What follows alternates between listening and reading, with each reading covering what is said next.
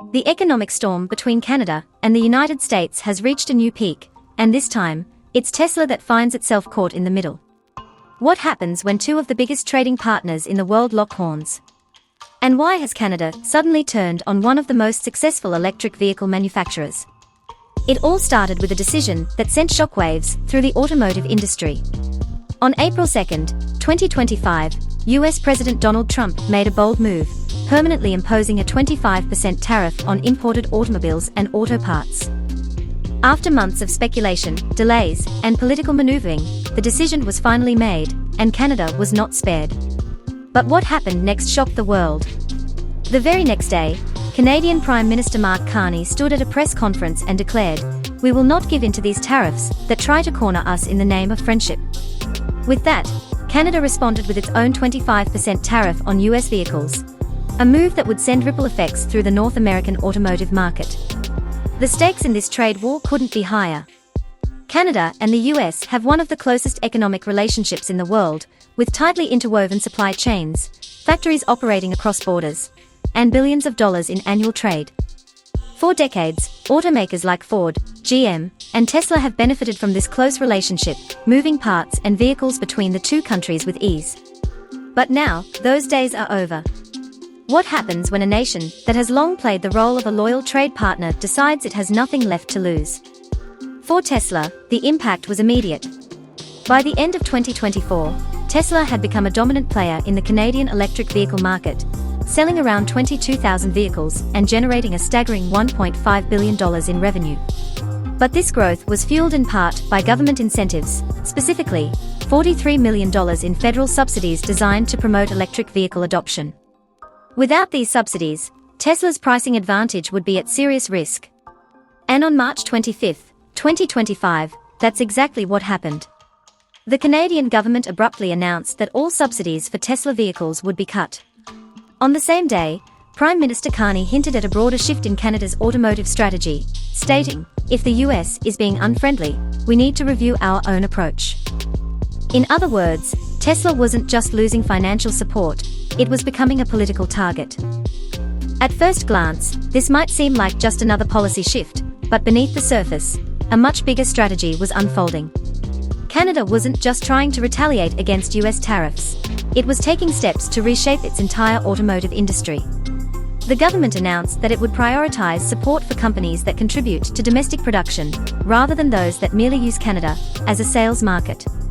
This was a direct response to criticism that Tesla, despite its massive presence in Canada, had not invested in local production facilities or supply chains.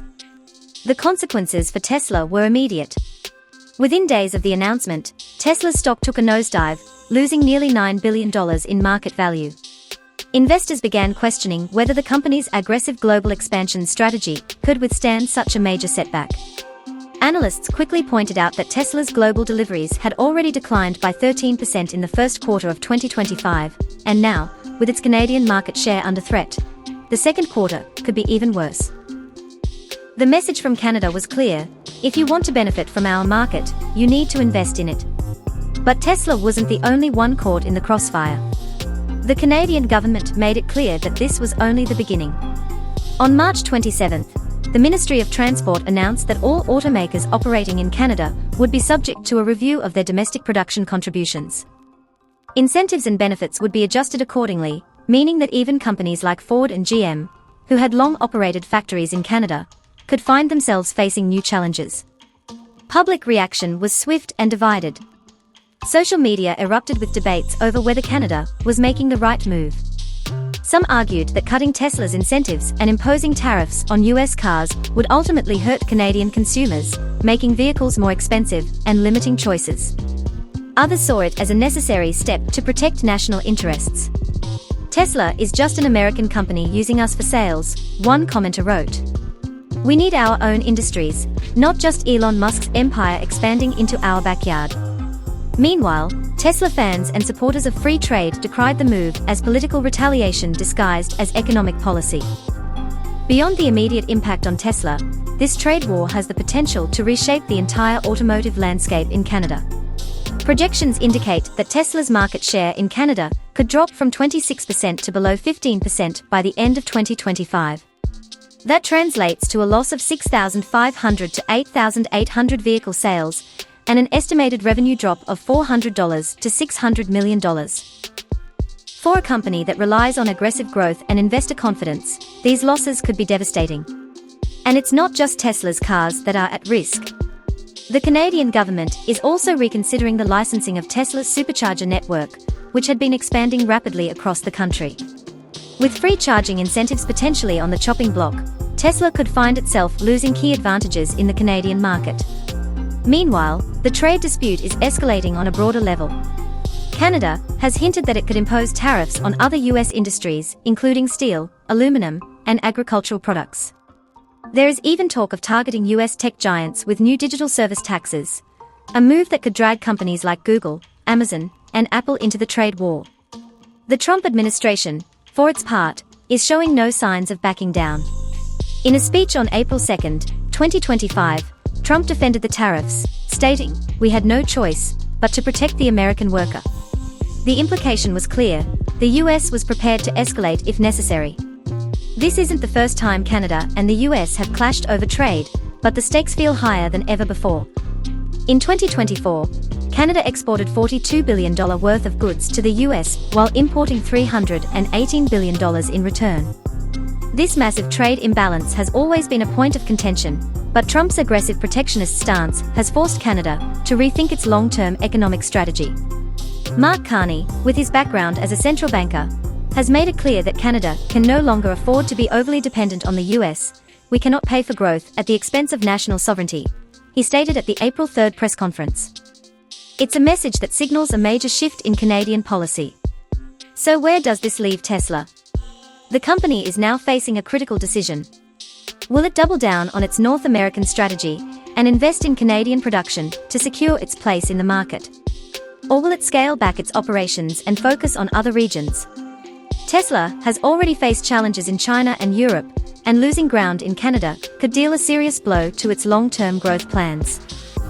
Beyond Tesla, the bigger question remains: is this trade war a temporary conflict, or is it the beginning of a new economic era? Canada is actively seeking stronger trade ties with Europe, Asia, and Latin America, positioning itself as a player that is no longer willing to be overshadowed by its powerful neighbor. But breaking free from US economic dominance won't be easy. As tariffs take effect and supply chains are disrupted, Canadian consumers and businesses will feel the pain. As for the US, Trump's strategy of economic nationalism has always been controversial. Some argue that it protects American jobs, while others warn that it isolates the country from global markets.